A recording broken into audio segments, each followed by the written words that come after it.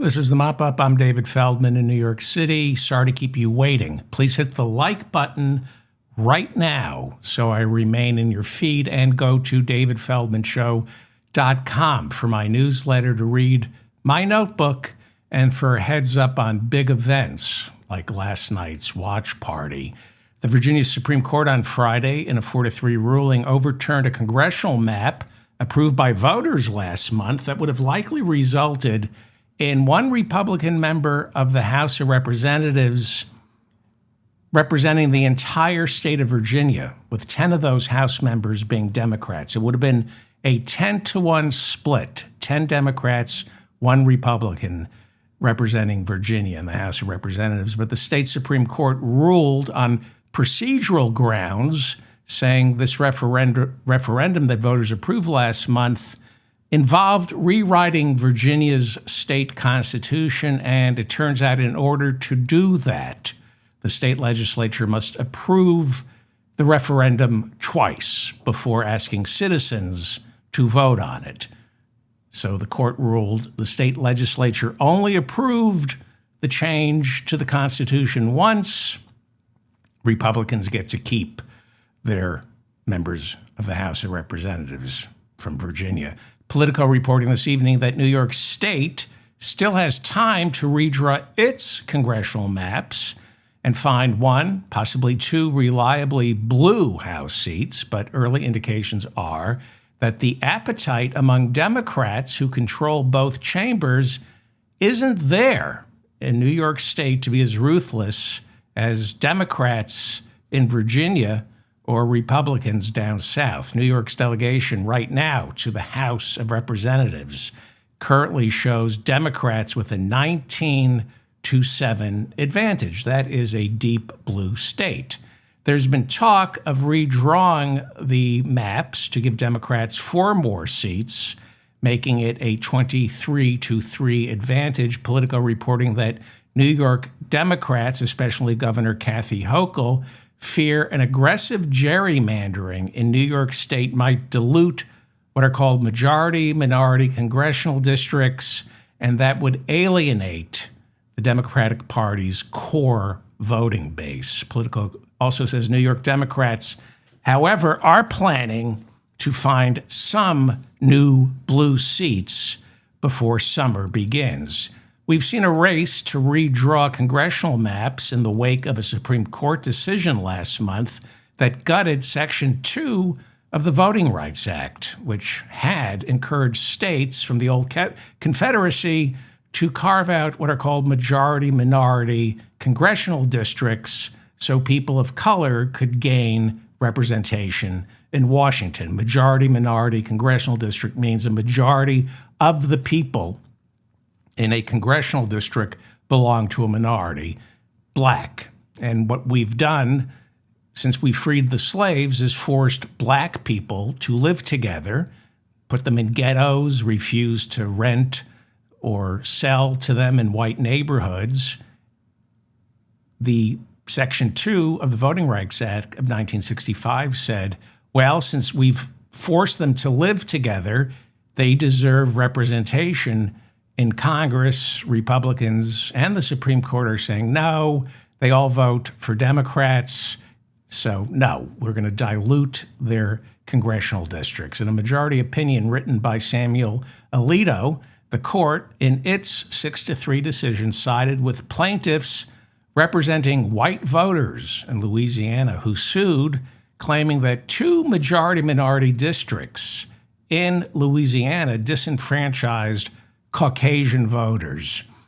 And so the Supreme Court said race-based gerrymandering, while it still violates the 15th Amendment, which forbids denying people the right to vote based on race, color, or having once been a slave, carving out a congressional district exclusively for people of color, said the court, deprives all Americans equal protection under the law guaranteed by the 14th Amendment. That was Samuel Alito's majority ruling. The court, Alito, insisting they weren't deviating from their position that race-based gerrymandering is unconstitutional.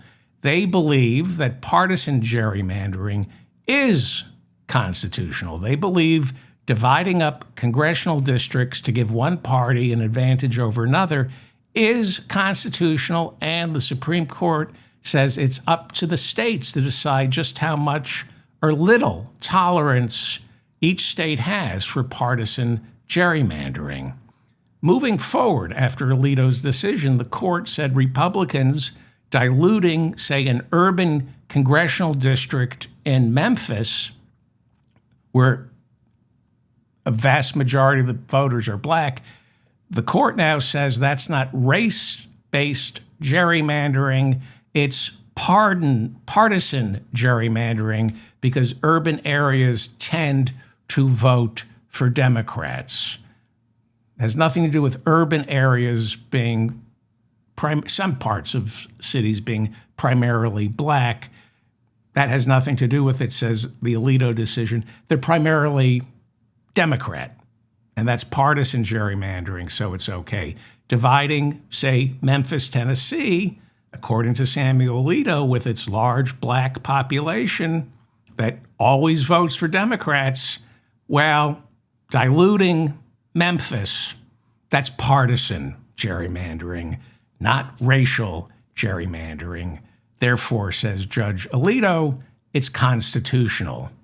On Thursday, Tennessee's Republican Governor Bill Lee signed into law a new map approved by Tennessee's state legislature that would likely eliminate the 9th congressional district held right now by Steve Cohn.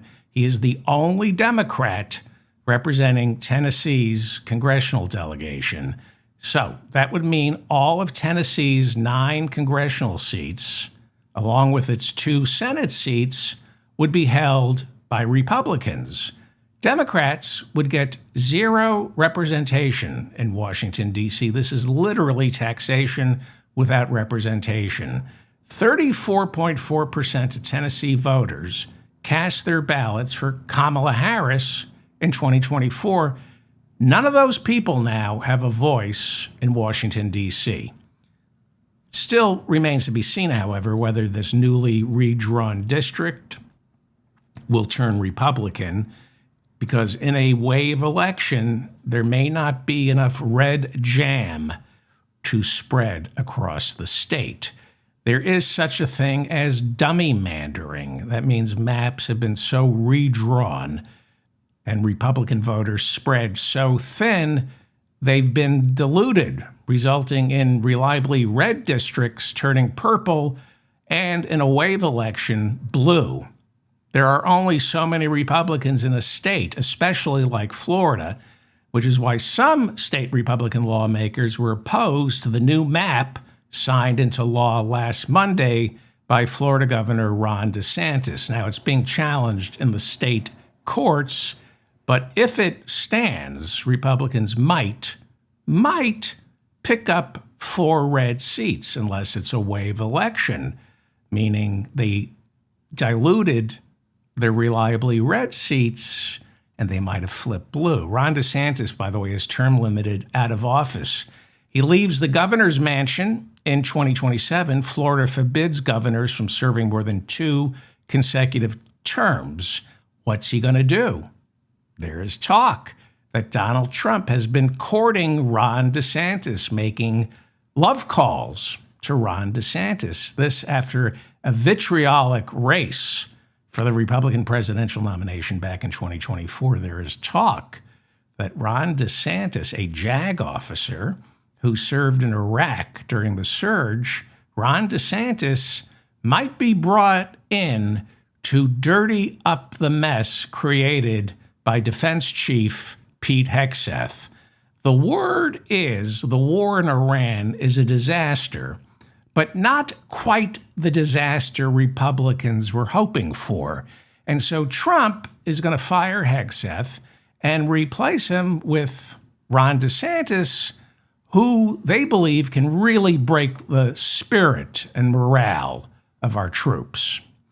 After Alito's ruling that gutted Section 2 of the Voting Rights Act, Alabama Republican Governor Kay Ivey, seen here about to be crowned Miss Acid Reflux 2026, she convened a special session of the Alabama state legislature to redraw their maps to eliminate one of two court-ordered black majority congressional districts that had been drawn back in 2023, court-ordered. It's an absolute mess and in direct violation of what is called the Purcell Principle, established by the Supreme Court in 2006.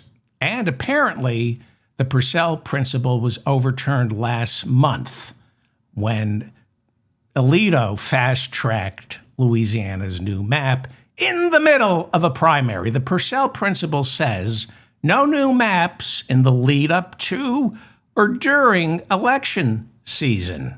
And that held for 20 years until last month, thanks to the Supreme Court last month fast-tracking Louisiana's decision to eliminate a second majority-minority congressional district in the middle of an election, right in the middle of an election. They've had to cancel a primary election because Alito fast-tracked the new map. Alabama passed a law last week. The governor signed it, Kay Ivey signed it on Friday, and that would eliminate one black congressional district. So they have two black congressional districts. They had two black congressional districts in Louisiana. Now they're down to one. 1/3 of the voters in Louisiana are black. Black people get one congressperson in Louisiana. So this is a mess. It's an absolute mess, and it's what Donald Trump wants. And if you're confused, you're supposed to be.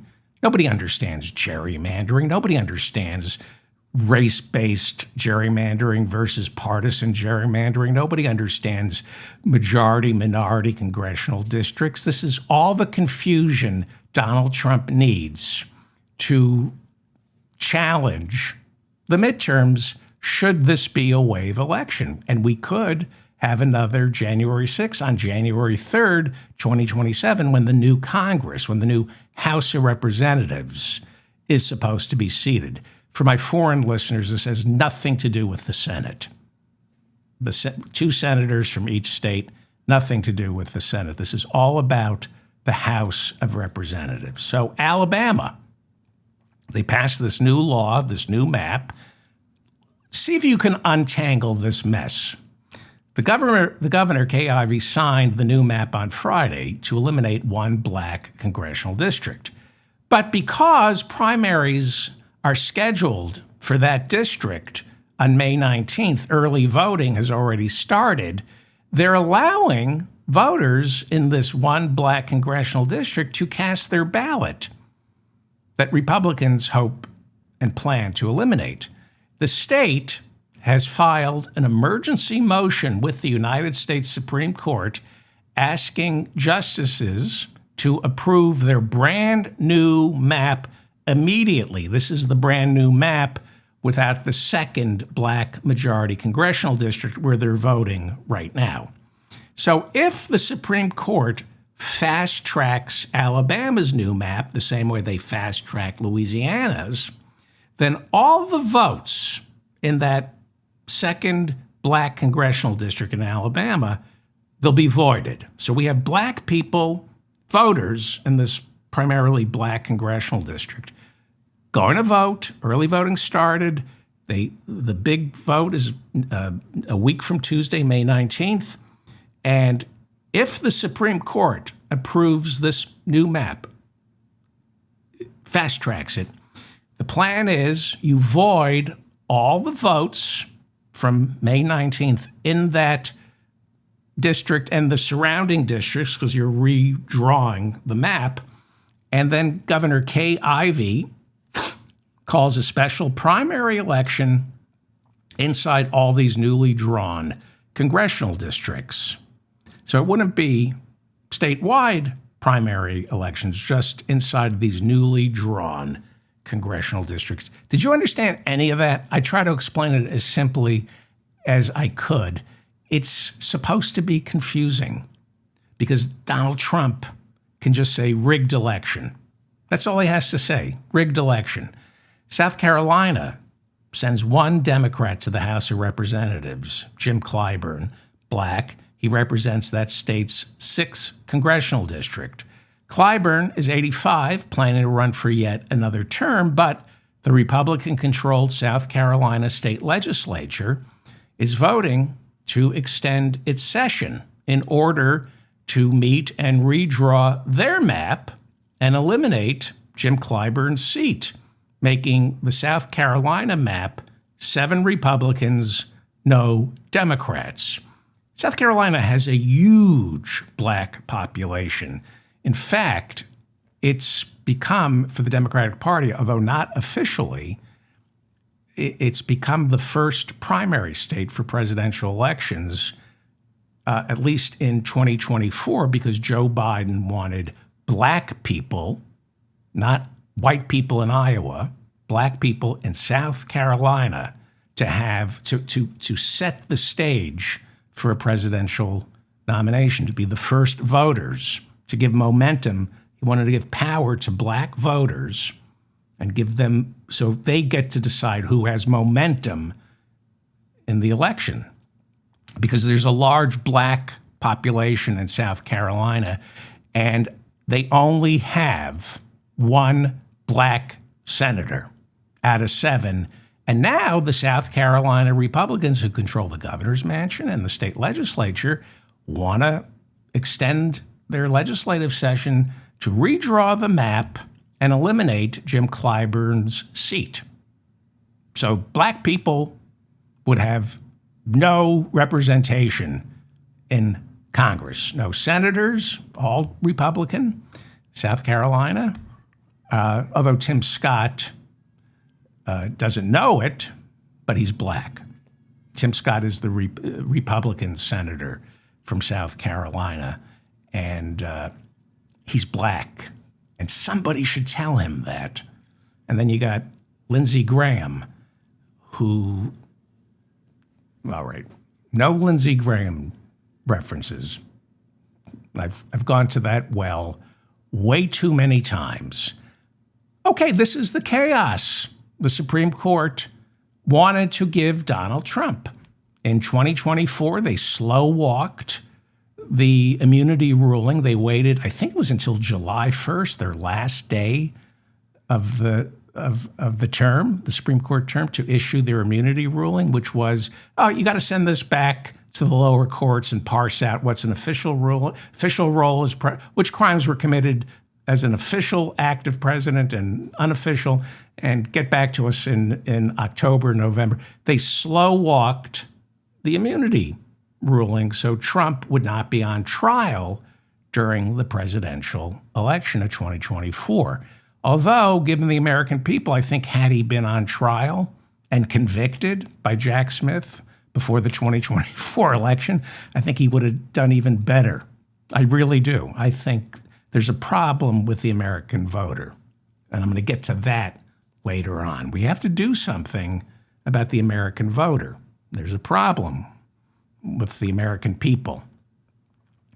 If South Carolina votes this week to extend their legislative session and redraw their congressional map, it would then require postponing South Carolina's congressional primaries, pushing it back to August instead of holding them as scheduled in June.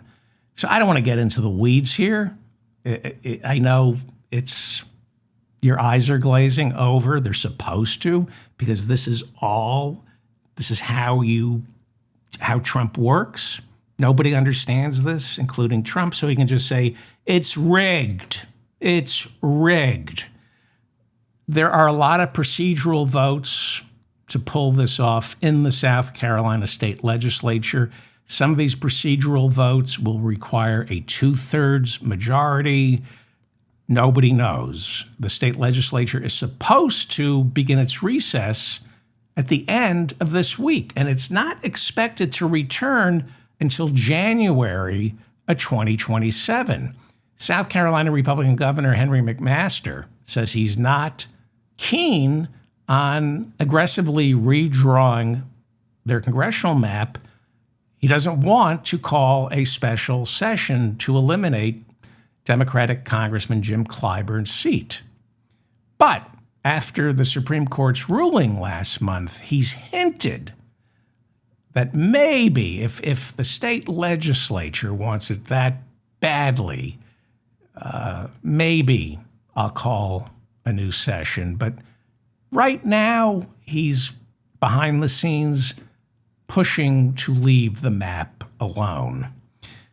Democratically controlled states like Maryland and Illinois have openly toyed with the idea of redrawing their maps to pick up 1 or 2 blue seats each.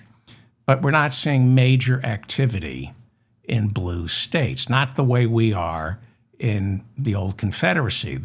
California, Gavin Newsom did it, but we're not really seeing it, and Virginia, but we're not seeing any other major activity. Going into this midterm election, in order to flip the House of Representatives, and remember, this is not the Senate, this is the House of Representatives. In order to flip the House of Representatives, turn it blue, Democrats need 3 seats. They got to win 3 seats in order to win back the House. But now they've changed maps. They changed maps in Texas. They changed maps in California. So California canceled out Texas. And then we saw states from the old Confederacy last week attempting to pick up 1 seat each. And then Florida going big with possibly 4 new seats. It was assumed that the Democrats had picked up 4 seats in Virginia, and that would have canceled out Florida. Losing Virginia, which the Democrats did with the state Supreme Court's ruling last Friday, it's a body blow for the Democrats, but it's not fatal. When all is said and done, and you might want to get out your calculator and a pad and pencil, it's bad, but it's not life-threatening. Worst case scenario, and this is the absolute worst case scenario, the Republicans will have picked up, stolen through gerrymandering, 12 to 17 new congressional seats. And the Democrats right now look like they've only been able to steal 5, and it's from California, maybe Utah. That's a whole other different story. Texas's new 5 seats have been validated by the courts, as have California's. There are 4 other Republican seats that have been carved out in Ohio, North Carolina, Missouri, again, maybe Utah, maybe Florida will give them another 4. So worst case scenario going into November, the Democrats will have to flip 20 seats instead of 3. Can it be done? Well, according to historians, and this is the age of Trump, so it's ahistorical. You can't go by anything that's ever happened before. But according to historians, the president's party loses on average 26 seats in the House of Representatives in the midterms. Biden only lost 9 seats in 2022's midterms. So he did lose the House, but the Democrats kept the Senate, and Biden did remarkably well in 2022. It was considered a victory, even though he lost the House. In 2018, during Trump's first administration, he lost 41 seats in the midterms. Midterms happen every 4 years. That's how it works. And he lost the House in 2018. Pelosi became Speaker again. In 2010, Obama was elected in 2008, so the midterms for him were 2010. Obama in 2010 lost 63 seats in the House of Representatives. Now, I didn't know this until I ran the numbers this morning. Obama's 2010 shellacking, that's what he called it, was the worst performance by a president in the midterms since at least World War II. And we got the Tea Party from that. Tuesday is primary day for Republicans and Democrats in Nebraska and West Virginia, and there are some runoffs in North Carolina for state legislative primaries. So except for Nebraska, there's nothing much to watch. On Tuesday, these are basically Republican states getting their houses in order. Unless I'm wrong, I don't think there's anything. These are primaries, so we're not going to be seeing anybody flip a district, even a state legislative district. But you want to watch on Tuesday the primaries for Nebraska's 2nd congressional district. This is fascinating, and this is going to be one of the bellwether districts. It's going to be the most followed race in Congress and probably end up being the most expensive. Nebraska, too, is occupied by Republican Don Bacon. He's quitting. He's had enough. He's a retired Air Force Brigadier General whose wife ended up sleeping with a gun beneath her pillow after her husband announced he wouldn't support Jim Jordan's run for Speaker back in 2023. The death threats. That's how MAGA Republicans roll. Jim Jordan's people were threatening the lives of House Republicans if they didn't vote for Jim Jordan.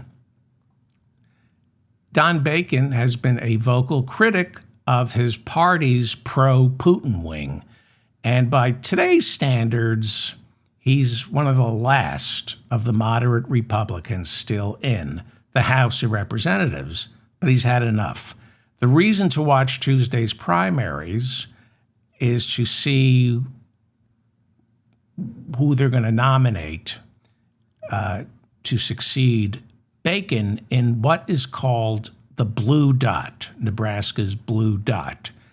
Nebraska, as you recall, in the Electoral College, is the only state other than Maine that is not winner take all. It has a blue dot in and around Omaha, and that's Nebraska's 2nd congressional district. So that district that Republican Don Bacon represents is the same exact district known as the blue dot that went for Kamala Harris in 2024 by 4 percentage points. It went for Biden in 2020.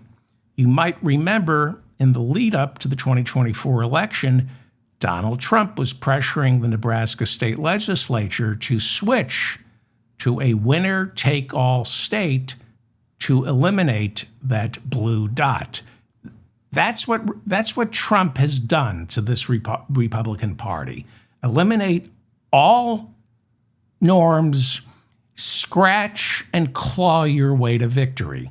And he spent millions lobbying Nebraska lawmakers, become a winner-take-all state.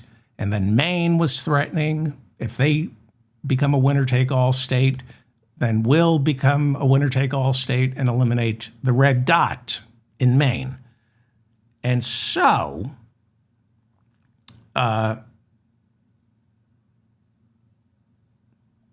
we should watch the blue dot, Nebraska 2. They're picking their nominees on Tuesday. Trump won it by 2 points over Hillary Clinton in 2016.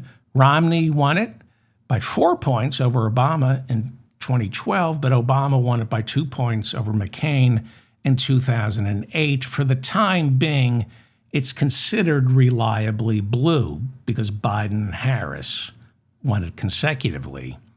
At the same time, it sends a moderate Republican to the House of Representatives. By the way, electoral college votes are linked to congressional districts. This is going to be one of the most watched House races going into November because, as I said, Don Bacon is not running again. So neither candidate, Democrat or Republican, will have the power of incumbency. And some say if it's the wave election that some are predicting, we could see this House seat flip blue. There's no race for the Republican nomination right now. It's going to go to Brinker Harding. He's going to get the nomination from the Republicans. He sits on the Omaha City Council. He's MAGA, running unopposed for the Republican nomination for this seat. He's gotten a full-throated endorsement from Donald Trump. He will not be, if he wins, he would not be the moderate Republican that incumbent Don Bacon is, and Don Bacon is leaving. Nebraska State Senator John Kavanaugh. Now, I have an interesting question for the comments section and the chat room. Nebraska State Senator John Kavanaugh is the clear favorite to win the Democratic nomination for Nebraska 2 on Tuesday. He's considered a progressive, but he does not support Medicare for All, and he's against abolishing ICE. So to me, if you're not for Medicare for All and you don't think we should abolish ICE, you're worthless. He supports a public option for Obamacare, which is better than what we have, but I mean, I would support a public option. It's incrementalism. Public option means the federal government would sell its own health insurance and compete with United Healthcare. It's not the same as Medicare for All, and Barack Obama wanted a public option put into Obamacare, but they lobbied him out of it. They said this is an attack on the health insurance companies. So he stripped it out of Obamacare before it could even be voted on. They didn't even have a chance to vote on the public option. Biden was saying he wanted to reintroduce the public option. But single payer is the way to go. We all know that. Okay, I have a question for the comments section of the chat room. This is something we wrestle with when we complain about moderate Democrats. Right now, I think we can all agree we're fighting fascism. We're also fighting for control of the House of Representatives and the Senate in order to defeat fascism. Let me ask my listeners, leave a comment. Do you think someone running to abolish ICE and running on a platform for single payer, the issues I care deeply about, do you honestly believe that candidate could win Nebraska 2 right now? That is the big question. Nebraska 2 elected a Republican moderate, Don Bacon. I think he's been there since 2016. But they've also voted blue in presidential elections. So is it fair to say that Nebraska 2 is purple?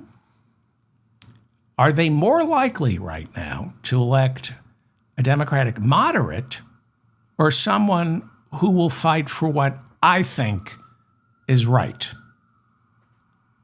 Do you think if there were a candidate in Nebraska 2 running on abolishing ICE, single payer, do you think he could win Nebraska 2? I'd be curious what you think. And are you willing to lose the House of Representatives by running left-of-center candidates in Nebraska? Or do you think maybe you won't lose? Maybe that's how you win. It's the age-old question. How do you win elections? Now, I believe you move the Democratic Party into the Bernie camp, all the way to the left. But then I look at Nebraska 2, and I'm not so sure. I wish I could say the way you win Nebraska 2 is you run AOC. This is our old friend Dan Osborne. We remember him. We were hoping he was going to win in 2024. He ran as an independent for Nebraska Senate back in 2024 against Republican incumbent Deb Fischer. And he was polling incredibly well. At times, he was polling ahead of Deb Fischer. He ended up losing to Deb Fischer in 2024 by 7 percentage points. So, not great. I think we're talking about 60,000 votes. It's Nebraska, but 7 percentage points isn't close. He's an interesting candidate. He's running again for Senate from Nebraska, this time against incumbent Republican Pete Ricketts. Apparently you cure rickets with Dan Osborne and not vitamin C. Who knew? Ricketts. I choose Ricketts. Osborne is interesting because 2 years ago, he never ran for the Democratic nomination for Senate in 2024. He wasn't the Democratic nominee for Senate in 2024. He ran as an independent. However, he coordinated quietly with the Nebraska Democratic Party to leave the primary ballot empty. So 2 years ago, when Nebraska went to the polls to pick a nominee to run against Deb Fischer, they had nobody to choose. Dan Osborne was quietly working with the Democratic Party, and the same thing is kind of happening this year. Once again, the Democratic Party in Nebraska has not recruited a candidate to run against Pete Ricketts, and they will instead support Dan Osborne's run as an independent. That's in Nebraska.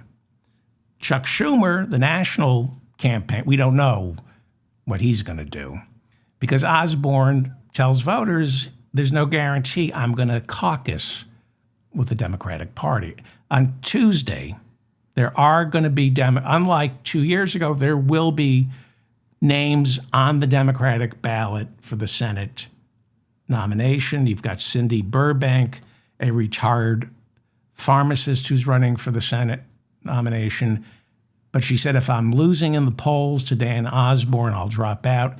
The other Democrat running is a 79-year-old pastor named William Forbes, who many suspect is a plant. He's a Republican trying to mess up the Democratic Party.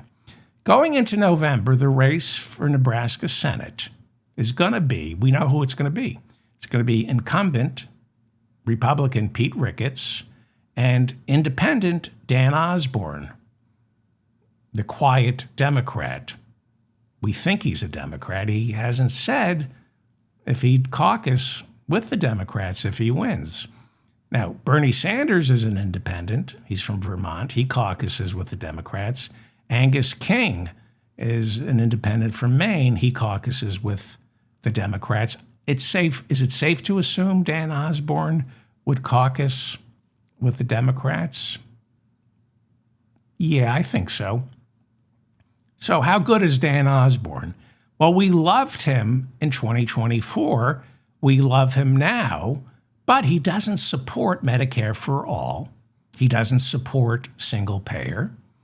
He says he wants to strengthen Medicare and Medicaid, and he doesn't support abolishing ICE. So these are the two issues I care most about.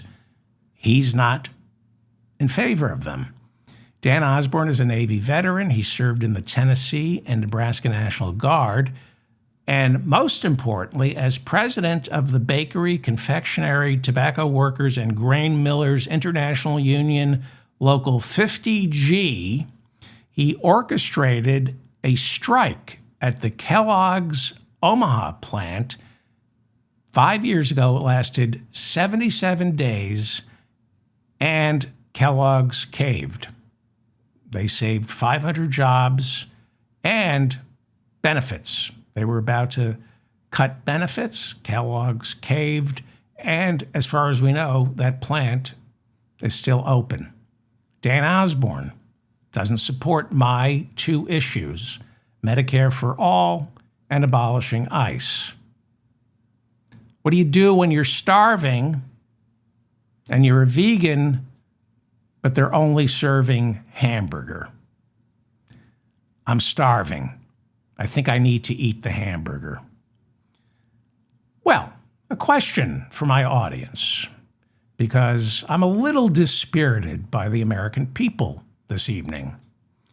Why do you think so many Democratic candidates shy away from abolishing ICE? And why do so many Democrats who call themselves progressive not support Medicare for All or single payer?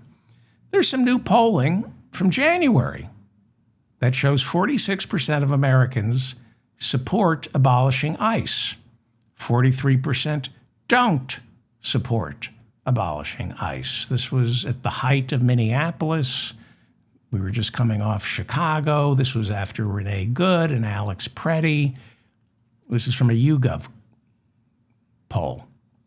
Navigator Research, mid-February.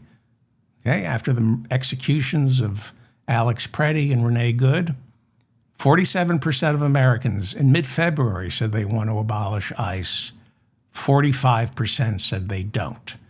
72% said they either want to reform ICE or abolish it. Now, polls are important. I know some listeners don't think they're important, but these polls are why parts of the Department of Homeland Security are not being funded. ICE is not being funded because the American people turned on it. That's these polls. When I always say you got to pay attention to the polls because that's what the politicians pay attention to. They read these polls and said, you know what? This is a winner. We should be against ICE, defunding ICE. Hakeem Jeffries, Chuck Schumer said we will not support funding for ICE unless they have to take off their masks, they have to wear their identification badges, they have to wear body cams, a couple of other things.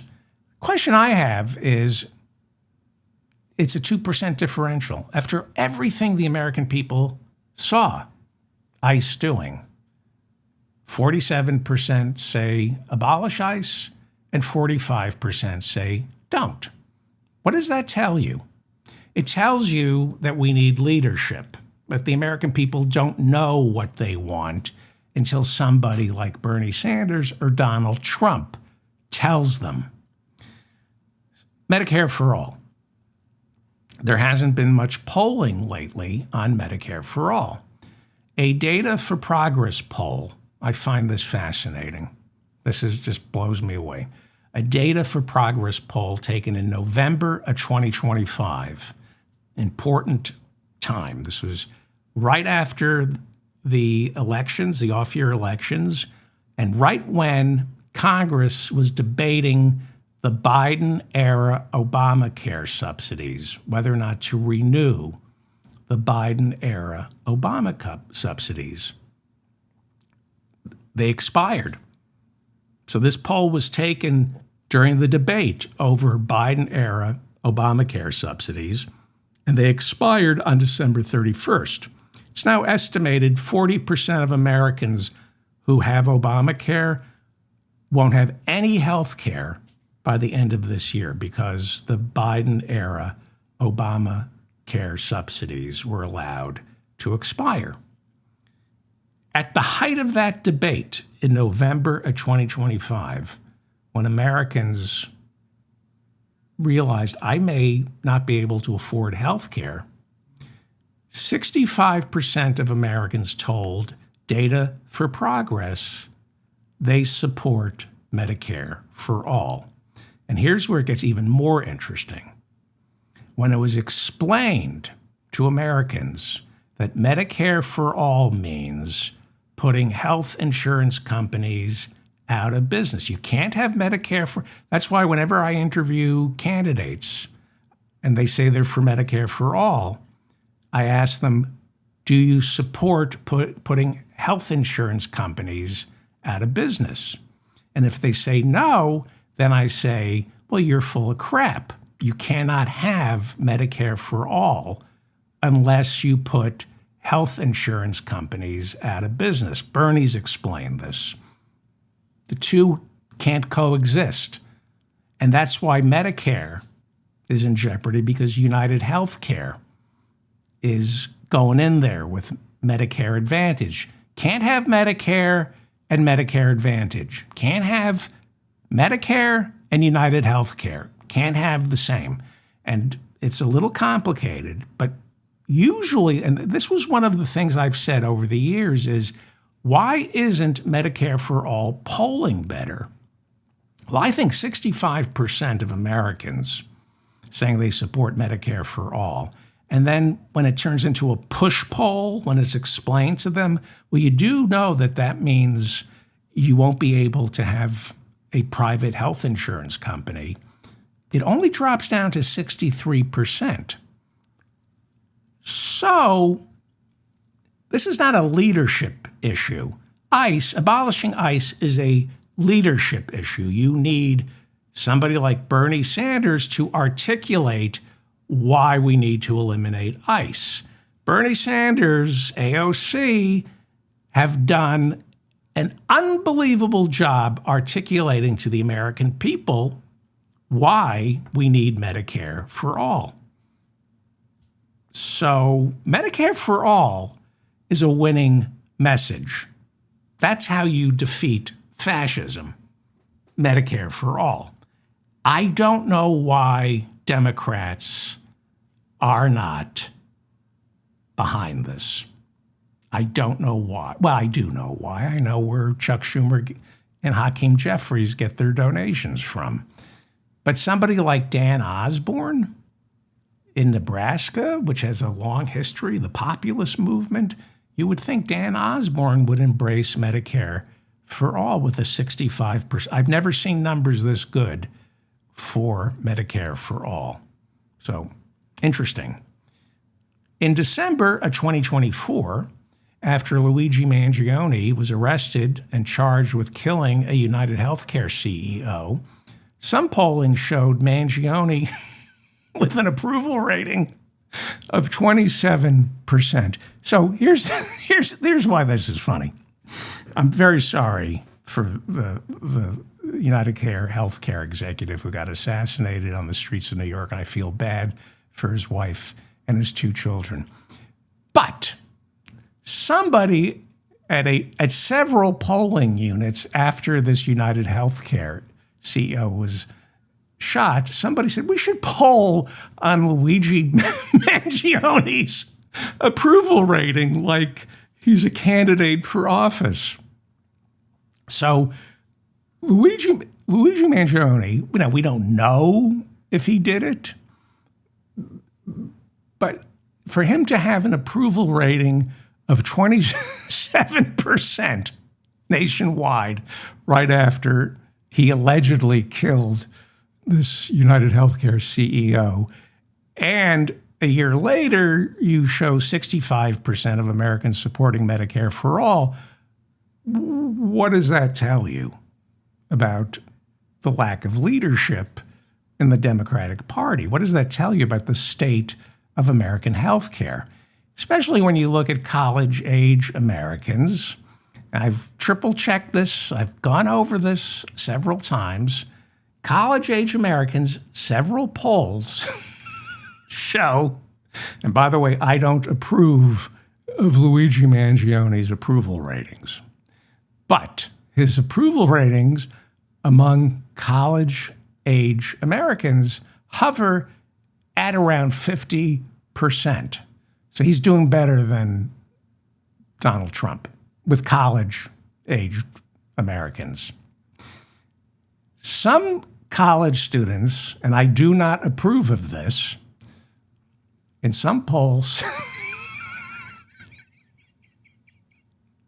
these are American college age people. It's not college students. In some polls, college age Americans said they had more sympathy for Luigi Mangione than the healthcare executive he's accused of killing. So just chew on that. Let that roll around inside your brain. Where we're at when it comes to health care in the United States. Luigi Mangione and an approval rating overall of 27%. Overall, 27%. Congress, according to Gallup, has an approval rating of 10%. Luigi Mangione is more popular than Congress. As of April, 90% of Americans disapprove of Congress. What was Luigi Mangione's approval rating? 27%. And that's without a consultant. He didn't have to hire some former Obama staffer to cut some issue ads and did it all by himself. Got a 27% approval rating. Congress, the billions Congress spends on consultants, approval rating of 10%. 90% of Americans hate Congress.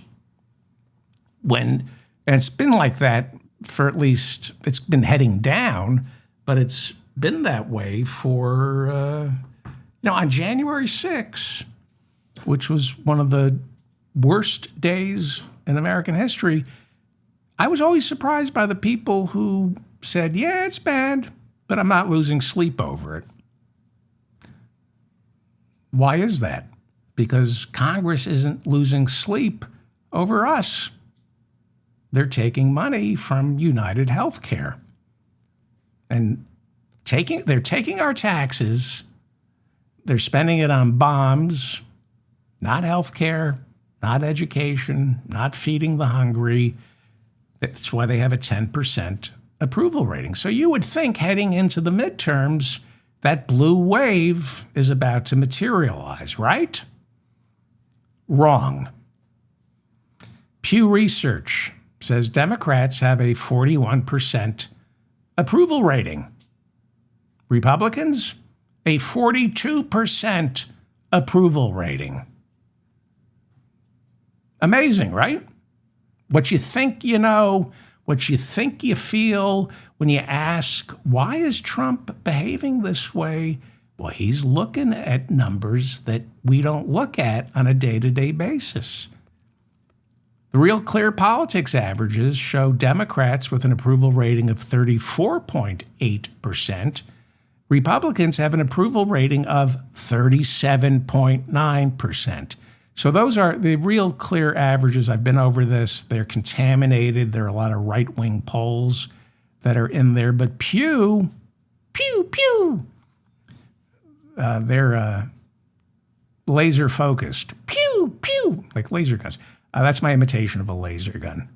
41% approval rating for Democrats, 42% approval rating for Republicans. And then you factor in gerrymandering, the power of incumbency, and the state Supreme Court of Virginia overturning the ballot initiative. Well, hard to see that as momentum for Democrats going into November. What is this about? So I asked the question earlier, why aren't Democrats calling for Medicare for All? It seems like a political winner. I get why they don't. I mean, I want to abolish ICE. I've been warning about ICE for 10 years. I understand people are afraid and they think ICE keeps them safe. They're stupid, but I understand the stupidity. But Medicare for All is a political winner. And then when you see Republicans leading now in the polls, and I know you'll send me polls that show otherwise. There are a lot of polls out there, but it shouldn't even be close, right? It shouldn't even be close. Kamala Harris shouldn't even have to get out of bed to run against Donald Trump. Hillary shouldn't even had a campaign in Michigan to beat, she didn't campaign in Michigan. I mean, you could have had Putin trying to win the election for Trump, and Hillary still would have, what's going on with the American people. You can't tell me it's all fixed. You can't tell me Elon Musk cracked the ballots. I hear that a lot from my listeners. There is voter suppression. That has been, I think, Greg Palast, who I trust on this, and maybe I'm misquoting him and I apologize, but I think he said they succeeded in suppressing the Democratic vote, making it harder for Democrats to vote. There doesn't seem to be any evidence of somebody breaking in to the system and switching votes. Kind of depressing. How am I doing on time? Max Miller, Daily Mail, has explosive news story about Congressman Max Miller of Ohio. Remember Max Miller? He is, I think it's Ohio's 7th congressional district. He, mid-30s, and he was elected to Congress in 2022. He worked in the Trump White House, and like most of the men in the first Trump White House, he was accused of domestic abuse. Stephanie Grisham was Melania Trump's press secretary, and then she later became Donald Trump's press secretary during the first administration. She began dating Max Miller, and she said that he threw her up against the wall and slapped her in the face. He was upset that she wrote about this in her book, and he did what all Republicans do when you accuse them of violence. He sued her. And that gets a lot of attention when you sue, but then he dropped the case. It was dismissed later on. Well, there's a new story coming out about Max Miller. He is married to Bernie Moreno's daughter. Bernie Moreno's daughter's name is Emily Moreno, and this was a perfect political marriage. Bernie Moreno is the car dealer who defeated Sherrod Brown in 2024 for Senate in Ohio, handpicked by Donald Trump. No background in politics, very wealthy though, and he has a daughter named Emily. And back in 2022, Emily Moreno of Ohio and Max Miller of Ohio got married, and it was at the Bedminster Country Club in New Jersey. Donald Trump either officiated or Rudy tried to officiate but threw up on their shoes. That was August of 2022. By June of 2024, they were already estranged.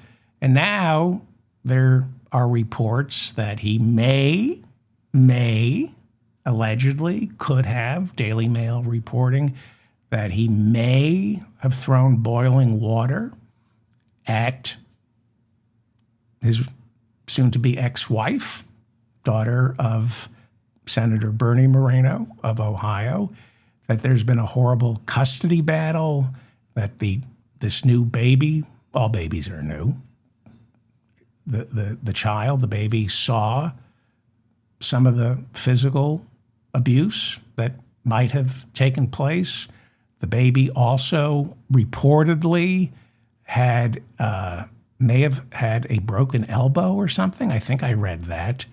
And they're having a really tough divorce. Okay. Physical assaults. So you can't separate the personal from the political. Stephanie Grisham wrote in her book that she was physically assaulted by Max Miller before he was a congressman when he was working in the White House. He sued her, then dropped it. And now his soon-to-be ex-wife is claiming she's been bruised by him, boiling water. This is the Republican Party. This is the Republican Party. The United States government Donald Trump, we can take hallucinogens now, and he's releasing the UFO files, anything to distract us from the Epstein files and the war in Iran. So he's literally released these UFO files. They're about 162, and he said, have fun with them. I don't really care about UFOs or aliens. I got other issues, and I think people see things, but maybe we have, I don't know. I mean, who knows? But what I find interesting about these files is the number of Apollo astronauts who reported seeing things they couldn't explain. And I know that John Glenn, we all know about John Glenn seeing all these sparks, but they think might have been the heat shield. But you have now people I truly respect, like somebody like Buzz Aldrin, who said flying home from the moon, there was some kind of laser that kept flashing at him. You have Apollo 17's Jack Smith seeing flashes while walking on the moon, saying it was like the 4th of July. Two things about this. I trust Apollo astronauts, moonwalkers. I trust them. If they say they saw something they can't explain, I think we have to listen to them. But the other thing is, if you're walking on the moon or you just walked on the moon, I don't know. Maybe you start. I don't know. I'm not interested in it. Let's move on. What else is going on? They're stripping 12 immigrants of U.S. citizenship. It's starting. The Trump administration is testing the waters. They've authorized the U.S. attorney's offices in several states to start denaturalizing U.S. citizens, taking away citizenship. So, okay. In May, the United States military conducted 3 separate airstrikes on suspected narco-terrorists in the Caribbean and the Eastern Pacific. According to the Pentagon, those 3 airstrikes killed 7, injured 1. We had a survivor, and this time they didn't do a double tap.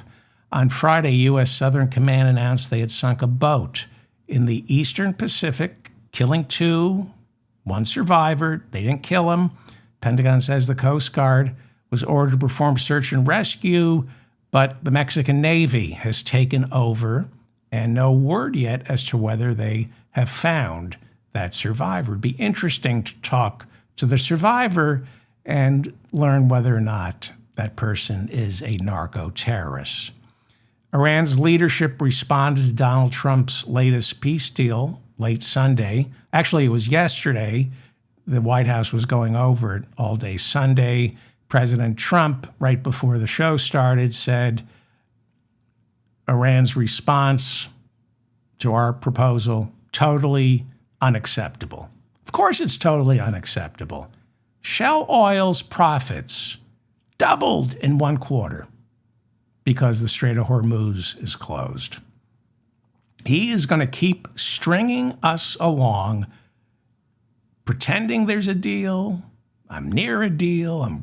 He wants Hormuz closed because it's good for American liquid natural gas producers and oil producers, and he doesn't care if millions and millions of people die. Sub-Saharan, Asia, famine, because Hormuz is closed. Iran's news agency said Tehran's proposal was sent via Pakistan, which is the go-between. Iran said, let's talk. Let's end the war on all fronts. Let's end the U.S. naval blockade. And let's open up Hormuz and start talking. But no, Trump said it's unacceptable. So there was this 14-point memorandum of understanding. This was what Iran was proposing.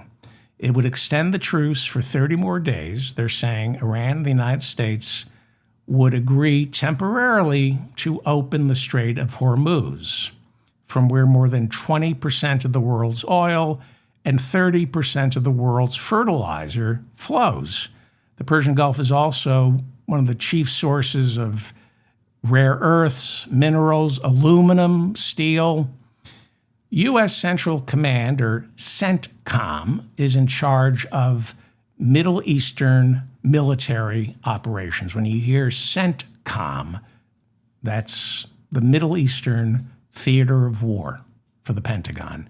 And they are still enforcing a naval blockade off the Strait of Hormuz that Trump put into effect on April 13th.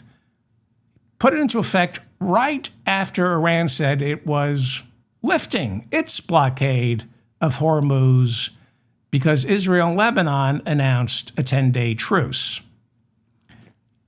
And that's when it became apparent to me that Trump doesn't want Hormuz opened. Iran opens up Hormuz, Trump blockades it. It drives up the price of oil and liquid natural gas, and that is great for the American oil companies who drill and refine in the Western Hemisphere. They're the ones who put Trump into office. CENTCOM says since the blockade began on April 13th, it has prevented 61 commercial ships and tankers from passing through the Strait of Hormuz. CENTCOM says since April 13th, it has fired on and disabled 4 Iranian-flagged oil tankers. I believe all 4 were empty. They were returning from someplace around the world, India, China. They were coming back to fill up again. And since April 13th, the United States, has disabled 4 of those Iranian-flagged oil tankers. Admiral Brad Cooper is the commander of CENTCOM. On Friday, he said a U.S. Navy F-18 Super Hornet taking off from the aircraft carrier USS George Herbert Walker Bush. That F-18 Super Hornet shot precision-guided missiles into the smokestacks of 2 Iranian-flagged tankers. One was named the Sea Star, the other was named the Sevda. They were both attempting to dock in an Iranian port on the Gulf of Oman. So let's look at a map here. I should know this, and I didn't. That's why I like maps. This is the Middle East. You can see Iran. Below it is the Persian Gulf, then Strait of Hormuz, Gulf of Oman, the Arabian Sea. Here's Iran. Hello, Iran. Are you there? It's me, David. There's Iran. Okay, that's Iran. That is the Persian Gulf. There's your Strait of Hormuz. There's your Gulf of Oman. That's Oman. And that's the Iranian coastline along the Gulf of Oman, where 4 Iranian-flagged tankers attempted to dock, and they were attacked and disabled by the U.S. Navy. Look at some more, okay? An F-18 Super Hornet from the USS Abraham Lincoln on May 6 disabled an Iranian tanker named the Hasna trying to dock off the coast of the Gulf of Oman. Now remember, this is the Strait of Hormuz. This is the Gulf of Oman. This is the Iranian coastline along the Gulf of Oman. And that's where the American military blockade is taking place, in the Gulf of Oman. And that's the Iranian-flagged tanker trying to use one of its Iranian ports along the Gulf of Oman, and it was attacked. It didn't sink, though. It did not sink.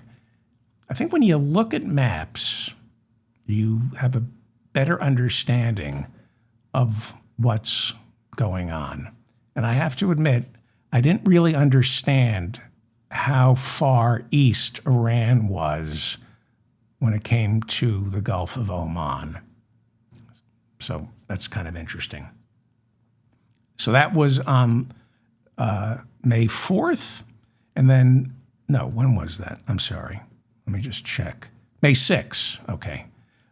2 days later, May 8th, we had that F-18 Super Hornet disabling 2 Iranian tankers that were in the same neighborhood in the Gulf of Oman.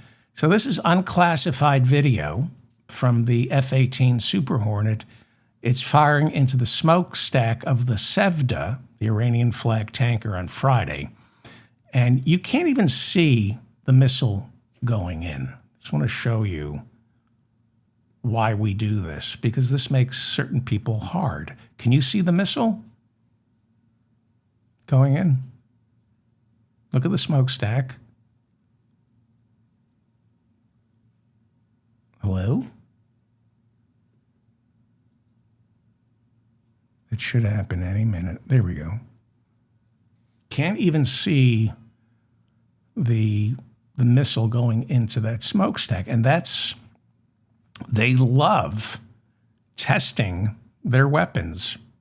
It's a proving ground for the military-industrial complex. They love real-world testing. They don't care who suffers or who dies. Your tax dollars at work. By the way, you'd think they'd spring for color. $1 trillion a year. They can't get a color television set, color television camera. Who still shoots in black and white? Who directed this? David Fincher? All right. Trump announced a ceasefire between Iran and the United States last month, and we see how that's going. And they're still insisting, oh no, he said, there's still a ceasefire. It's a friendly blockade. He announced the ceasefire last month after Iran refused to come to Islamabad for a second round of peace talks. As I keep telling you, and this isn't a conspiracy theory, Shell Oil's profits doubled. We found out last week. Shell Oil's profits doubled since the war began. And does anybody think Trump has any genuine interest in ending hostilities with Iran? The closure of Hormuz has created a limited supply of oil and liquid natural gas that benefits Trump's 2 benefactors, multinational petroleum giants like Exxon and Putin. They're swimming in money. ConocoPhillips does very well now. And it's ConocoPhillips, along with Exxon and several other oil giants who lost billions after Venezuela, under the leadership of Hugo Chavez back in 2007, they had the nerve to nationalize their oil reserves, which are believed to be the largest in the world. The coast of Venezuela, off the coast of Venezuela, largest oil reserves in the world. Hugo Chavez, the leader of Venezuela in 2007, said, that's our oil. On January 3rd of this year, Trump attacked Venezuela and seized its leader, Nicolas Maduro, Chavez's hand-picked successor. Right? Iran, Mossadegh in 1953, the prime minister of Iran, says British can't have our oil anymore. And Kermit Roosevelt and the CIA orchestrate a coup. No, that's our oil. You don't get to keep your oil. Venezuela, it's been driving Chevron, Texaco, Exxon, and ConocoPhillips crazy that for about 20 years, Venezuela seized about, I think ConocoPhillips feels they're owed $7 billion from Venezuela. On January 9th, 6 days after he arrested Nicolas Maduro. January 9th, Trump brought representatives from Exxon, Chevron, and ConocoPhillips into the Oval Office and almost ordered them to invest $100 billion in Venezuela's oil and gas infrastructure. He then announced, I'm lifting U.S. sanctions on Venezuelan oil. He said to the oil executives publicly, I can guarantee the oil's safety. I will be responsible for the safety of the oil along with the Tattaglia brothers. The Tattaglia brothers and the Trumps can guarantee that's a different movie. He said, quote, to the oil executives publicly, you have total safety. You're dealing with us directly. You're not dealing with Venezuela at all. You don't want to deal with Venezuela. He says, our giant oil companies, this is what he told the American people afterwards, our giant oil companies will be spending at least $100 billion of their money, not the government's money. They don't need government money, but they do need government protection. Right, and they pay us for the protection, right? With all those taxes they pay.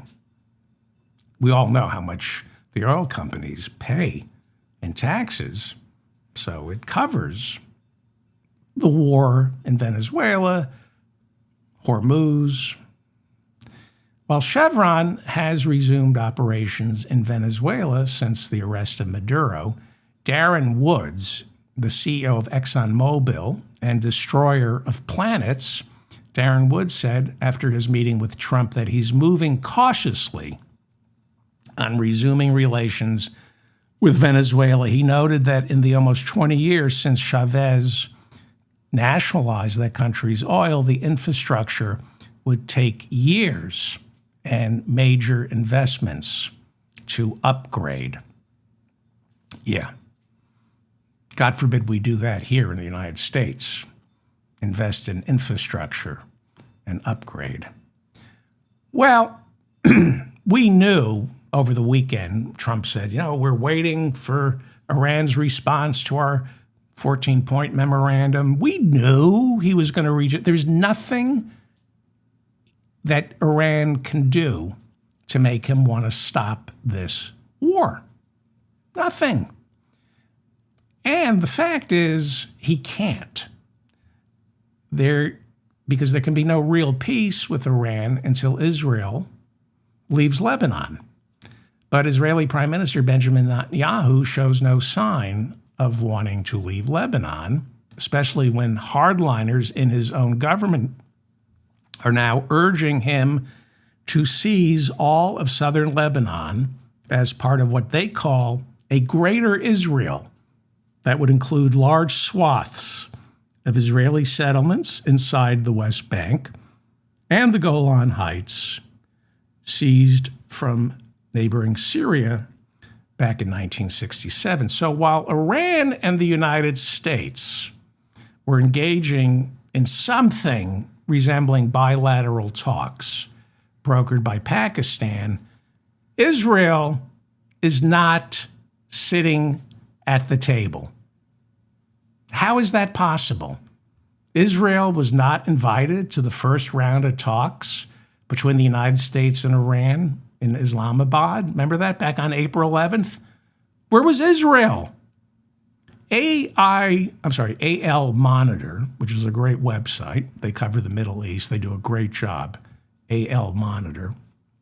They are now reporting that Trump and Netanyahu have increasingly diverging interests since the joint bombing campaign of Iran began on February 28th. When the war first started, Trump had multiple reasons for doing this. There were no legitimate reasons. He really thought that it would be like Venezuela. He'd kill some Iranians, topple the leadership, and we'd be done in a week. He had no idea, like George W. Bush did with Iraq, he had no idea what he was getting himself talked into. The one thing Trump is settling in on, the excuse that he's settling in on is Iran can't have a nuclear weapon. That's what he keeps saying. Hey, I got great news for you. They gave up their nuclear weapons program in 2003, so you can stop. But he knows that.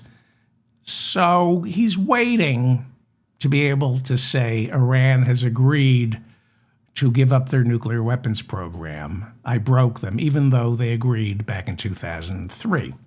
Trump is stringing everyone along, including me.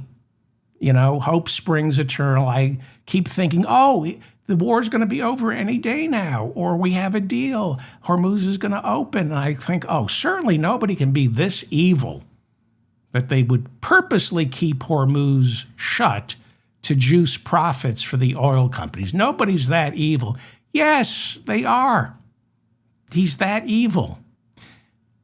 And his plan is, I'm going to keep Hormuz closed as long as I can, at least until the midterms, so Shell can double their profits again next quarter.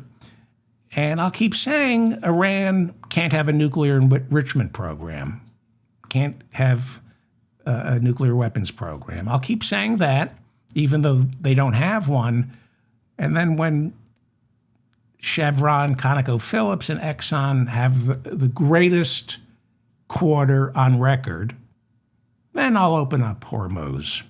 He's just going to go back and forth pretending we're this close to a deal. The truth is, though, there will be no deal with Iran and Donald Trump. The deal has to be between Iran and Benjamin Netanyahu, who tricked Donald Trump into this joint bombing campaign on February 28th. Netanyahu pretends he's worried about Iran's non-existent nuclear weapons program. But it is the subtext of what Israel really cares about. They don't care if Iran gets a nuclear weapon. Iran wouldn't use it on Israel because it would end up killing all the Muslims living in Israel, all the Muslims living in Jordan, Gaza, the West Bank, and the Shia Muslims living in southern Lebanon. They're not going to use a nuclear bomb on Israel. Israel has a nuclear bomb. It won't use its nuclear bomb. They're not worried about Iran having a nuclear bomb. What Israel is worried about is Hezbollah. And that's what Trump doesn't understand. He thinks it's a separate issue.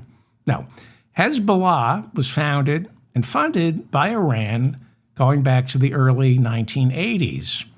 And Hezbollah has hundreds of thousands of missiles in southern Lebanon pointing at Israel, and they can reach into Israel.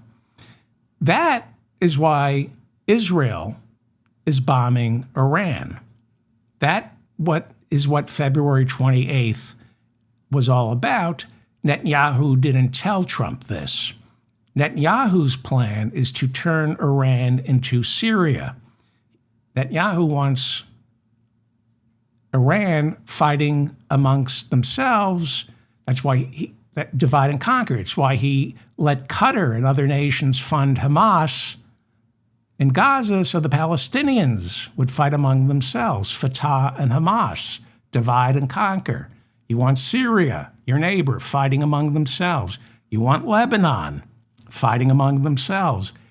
You want Iran, separatists fighting among themselves, because if Iran is fighting among themselves, it doesn't have the resources to fund and supply Hezbollah's war on Israel.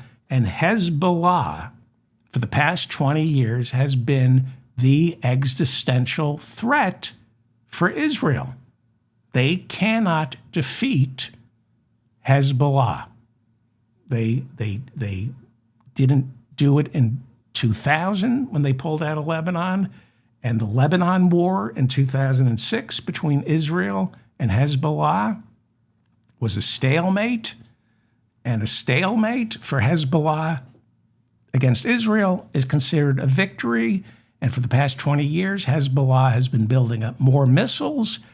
Hezbollah, the Shia militia inside Lebanon, is what Netanyahu cares about. It doesn't care about Iran having a nuclear weapon. They're not going to use a nuclear weapon.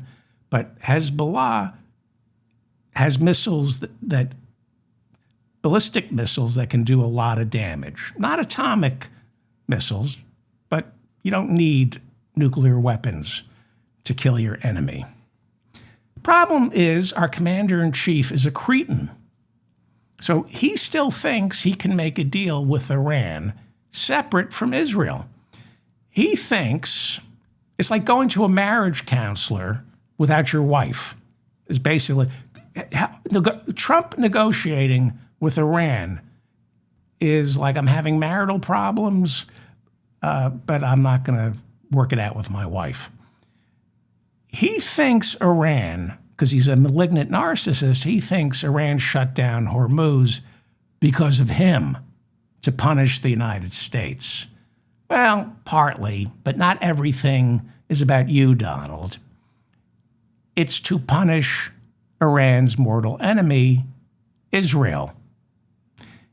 The United States and Israel did a joint bombing campaign on Iran for 4 weeks, 5 weeks, until the ceasefire went into effect. But Israel's not going to sit at the bargaining table with Iran. Israel's completely left out of this, and you think you're going to get any deal with Iran? It was Israel, and Iran knows this, that talked Trump into this joint bombing campaign. And it is Israel that Iran is at war with, and America is just the sucker. We know why Trump doesn't want to include Israel in the peace talks, because he knows it would then be up to Netanyahu, not Trump, to determine what the terms of peace are. So he wants this now to be his call. Trump is confused, stupid, not quite sure what he wants, but he's enjoying Hormuz closed for the time being because it's juicing profits for the people who put him in office. But eventually Hormuz has to open. He wants Hormuz open sometime before the midterms. That way the oil companies get their record profits, and then eventually Trump can lie and said, I made a deal with Iran that's better than anything Obama could have negotiated. It's not going to happen because Israel has to destroy Hezbollah first, and they're never going to. But Netanyahu thinks, as long as I'm a wartime prime minister, I can't go on trial for corruption, though those charges are still pending. Trump is lobbying for the president of Israel to pardon Netanyahu. Trump is the patsy in all this. He doesn't get to decide when Hormuz opens. Benjamin Netanyahu does. So all this talk is smoke and mirrors and a distraction until you address Lebanon and Hezbollah. Hormuz will not open. And that has been consistently one of the key sticking points conveyed repeatedly by the Iranian peace delegation. You've got to tell Israel to leave southern Lebanon. They've made it clear, unless Israel pulls out, we will not open up Hormuz. And Trump doesn't know what to do about this. It was Benjamin Netanyahu, the prime minister of Israel, who talked Trump into this joint bombing campaign. When Netanyahu visited Washington in mid-February, he briefed the key White House foreign policy principles inside the Situation Room. Now, I've been told he sat at the head of the table inside the Situation Room. I don't even think they have a head of the table inside the Situation Room. And everybody was against it. Everybody except Pete Hegseth.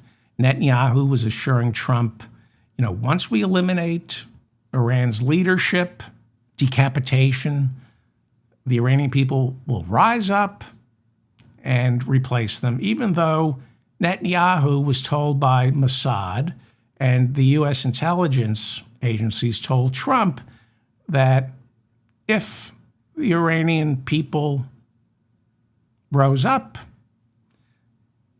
they would be slaughtered by the Iranian regime for moving on the leadership. They didn't stand a chance. But Netanyahu said, this is to topple the regime. Will be done in a week.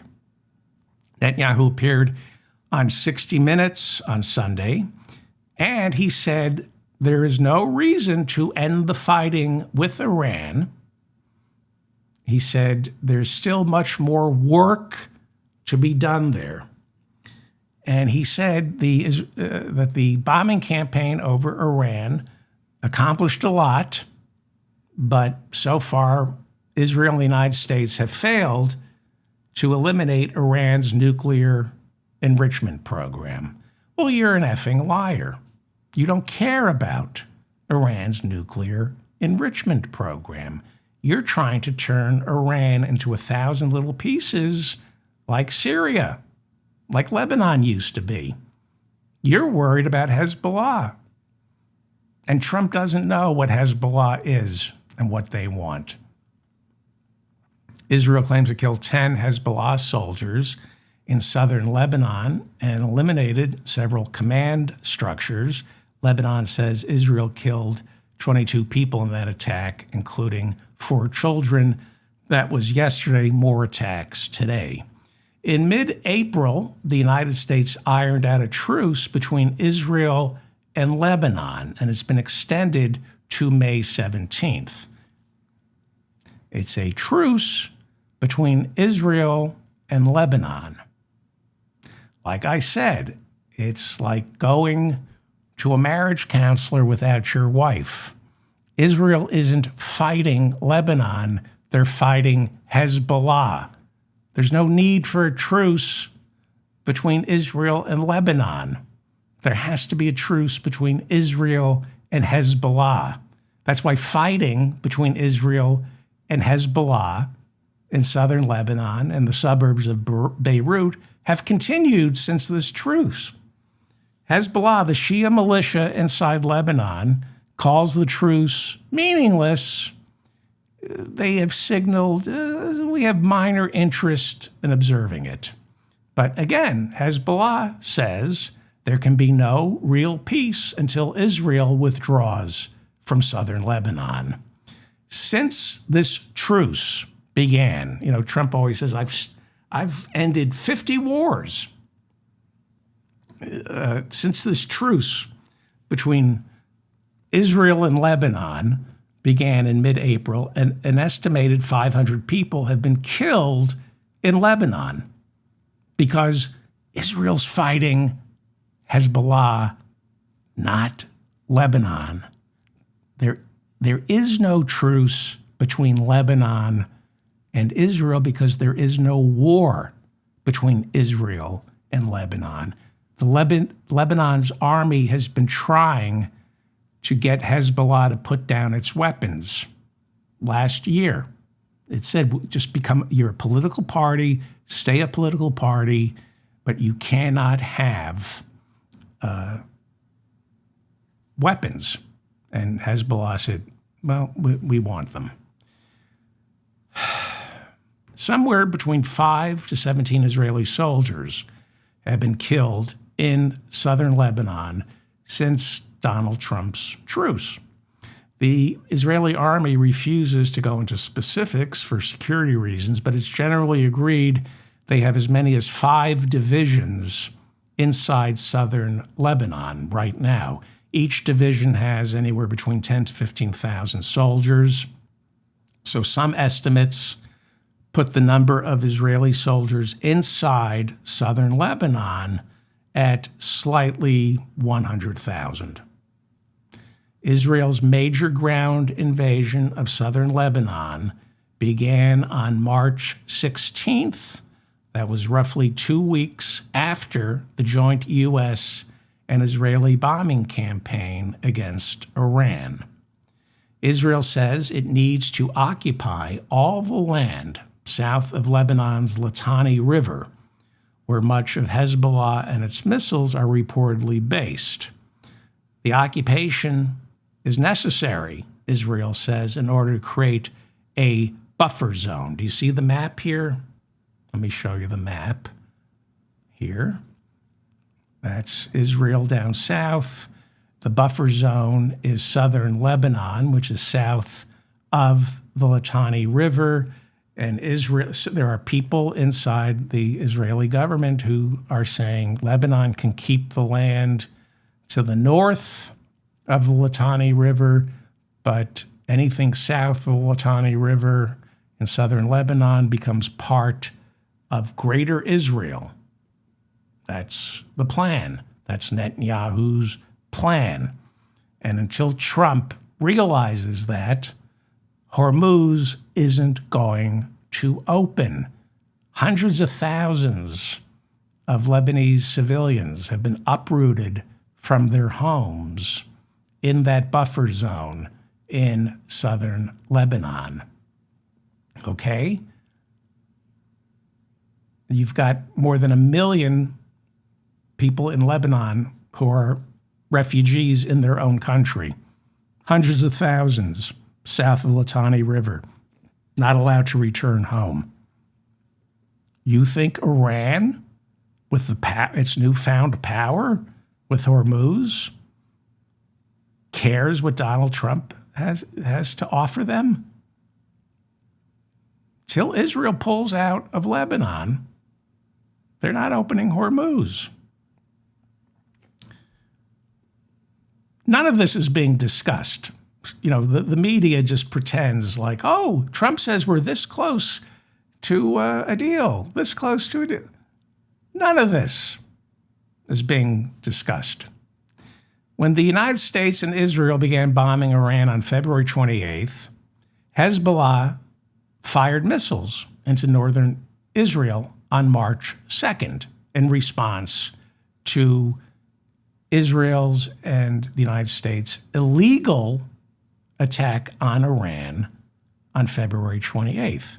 Now, Hezbollah fired those missiles into northern Israel in response to Israel bombing Iran, but Israel had been launching limited airstrikes inside southern Lebanon, targeting Hezbollah's command structure in the lead up to its February 28th attack on Iran. So Hezbollah just didn't fire missiles into northern Israel to protest the February 28th bombing of Tehran. Israel had been violating the truce and targeting Hezbollah in the lead up to February 28th. Marco Rubio said we had to attack, and I'm not making this up.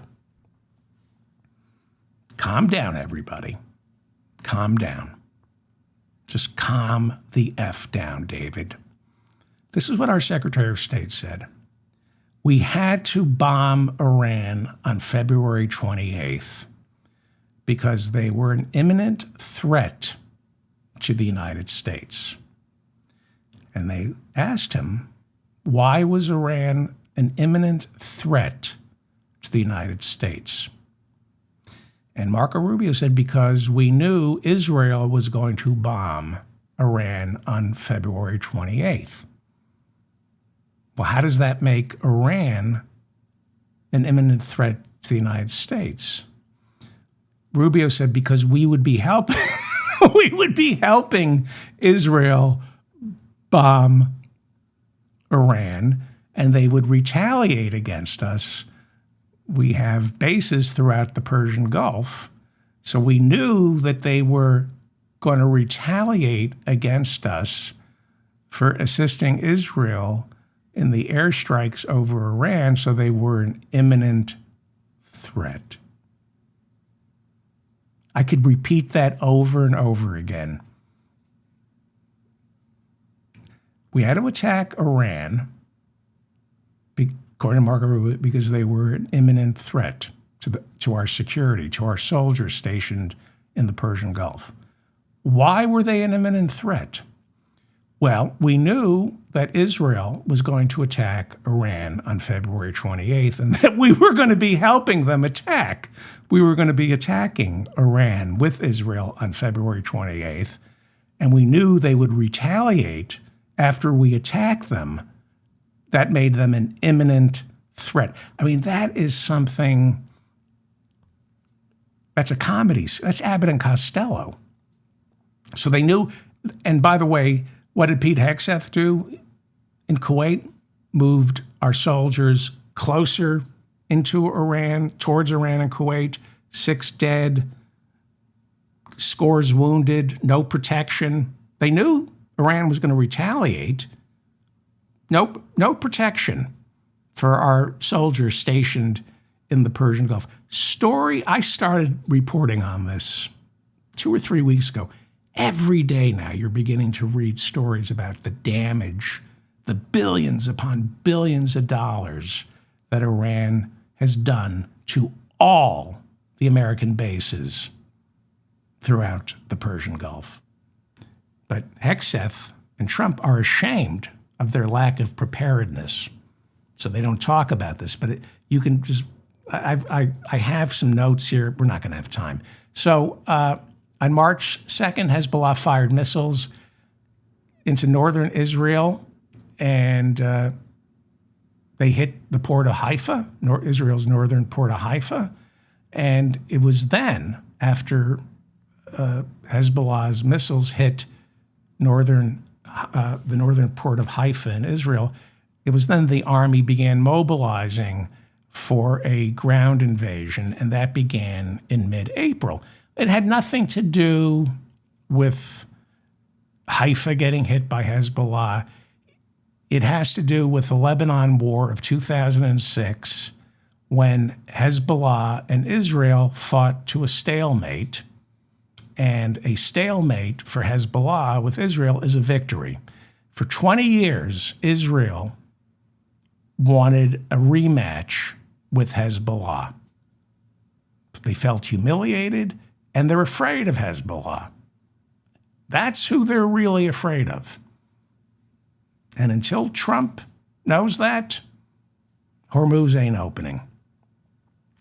Hezbollah was founded and funded by the Ayatollah Khomeini, not Khamenei, Khomeini, in the early 80s, when the Islamic Republic of Iran, which is a predominantly Shia nation, decided to protect Lebanon's Shia community. I'll give you just a quick history, because I know everybody has moral certitude when it comes to the Middle East. Everybody knows what the answer is. So take your moral certitude and shove it where the sun don't shine. Because this is why America, up until Trump, stayed out of this. You stay out of this crap, okay?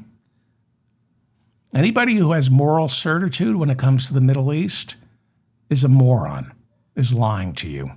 So Hezbollah was founded by Iran. They're in Lebanon, not Iran, Hezbollah, in the early 80s, because Lebanon had a civil war going on, and the Shia community was unprotected. So Iran, a predominantly Shia nation, set up Hezbollah to protect the Shia community in Lebanon, especially during the Israeli invasion of Lebanon, which took place, I believe, either in 1981 or 1982. I can't remember what I read. And Israel invaded Lebanon in 81 or 82 to root out Yasser Arafat, the leader of the Palestinian Liberation Organization.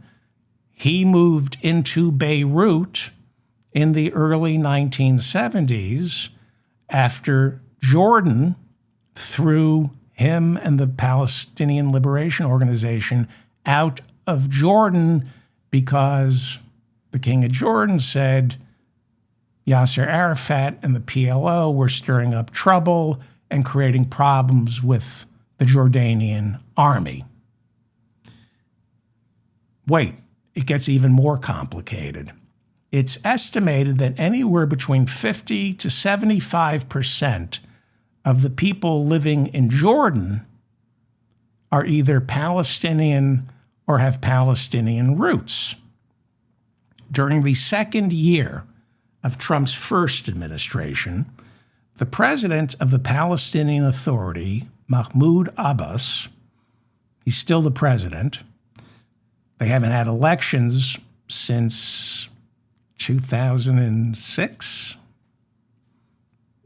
I've been over that, but so he's still the president. Hamas won the parliamentary elections. So Israel, the United States, and Palestinian Authority Mahmoud Abbas didn't recognize Hamas's victory in the parliamentary elections, and Hamas then became an absolute terror organization. They weren't allowed to be a political party, even though they won the parliamentary elections. I believe it was either in 2006 or 2007, and there was a civil war between the Palestinian Authority, led by Mahmoud Abbas, who can trace his roots to Yasser Arafat, and Hamas. That was a younger party, militant group that felt that Yasser Arafat was corrupt and wasn't looking out for the best interests of the Palestinian people. So, the West Bank used to be part of Jordan. It was seized in 1967 during that war. And there is a proposal on the table from the first Trump administration, where the Trump administration proposed a Palestinian homeland that would be comprised of a three-party confederation that would be made up of the West Bank, Jordan, parts of Israel, Gaza, and Jordan rejected it. Is anybody still here? I just want to show you why moral certitude about what the answer is. Bombs are not the answer. I've been studying this all my life, and I don't know anything about this. There is no answer. It's cancer. This is cancer. You live with cancer. You control. Middle East is cancer. You just keep balancing things and try to keep it all alive without dropping bombs, without inciting riots. The Middle East is a cancer for whatever reasons. So let me go on with the cancer that is the Middle East. So that's Israel. And you see the West Bank? That is where much of the Palestinian homeland in a two-state solution was supposed to be. And you see Jerusalem, the holy city, that cuts along the border between Israel and the West Bank, and the Jews and the Christians and the Palestinians and the Muslims at one time were working on some kind of two-state solution where they shared Jerusalem. And to the east, or the right, is Jordan. Okay? And right there is Gaza, which borders Egypt and the Mediterranean. And supposedly, the West Bank and Gaza were going to be the two-state solution that Bill Clinton was so close to getting in the year 2000. Problem is, they're non-contiguous pieces of land. How do you have a country with two non-contiguous pieces of land? I mean, America and Alaska, America and Hawaii, theoretically it could work, but one of the solutions was to move the West Bank further east into Jordan, but Jordan said no. If you're looking for people to blame for the Middle East, you can choose anybody. But I do know there is no simple answer to any of this. And I do know that the answer is not war, because war just spreads the cancer. The amount of blood on Donald Trump's hands would make Lady Macbeth blush. I think Donald Trump now has more blood on his hands than Lady Macbeth. I'm David Feldman, reminding you to stay strong, protect the weak, and take your moral certitude when it comes to the Middle East and shove it up your Middle East. Stay out of it.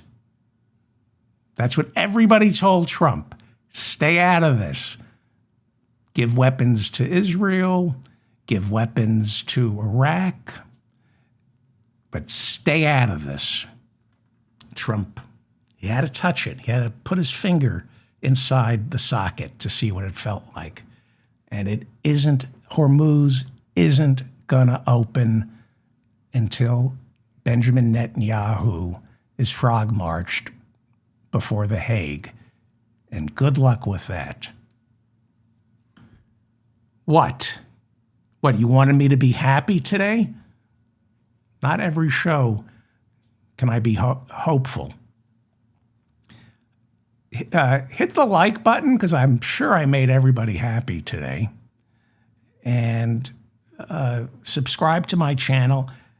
Most of you know by now it's getting harder to find me. And apparently I'm not the only podcaster who has subscribers but can't reach them. So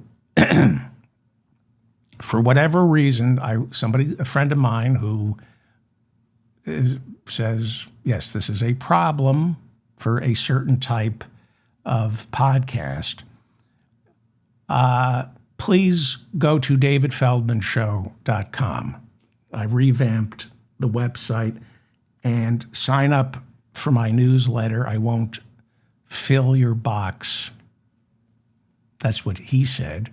I won't fill your box with, spam, but there are times when I need to reach you and communicate, and I don't want to be at the mercy of Spotify, iTunes, YouTube, all these places, all these platforms that,